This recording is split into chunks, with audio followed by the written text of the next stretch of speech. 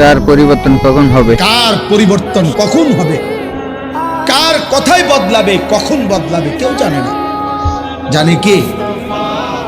ফুজাইল ইবনে ইয়াজ বড় ডাকাত সর্দার ছিলেন। তো গভীর রাতে উনি ডাকাতি করতে গেছেন। তো রাত্রিবেলা যখন গভীর রাতে এক বাড়িতে ডাকাতি করতে ঢুকছে, দরজার সামনে গিয়ে যখন দাঁড়াইছে তখন শুনতেছিল বাড়িওয়ালা ওই সময় আল্লাহর কোরআন পড়তেছে।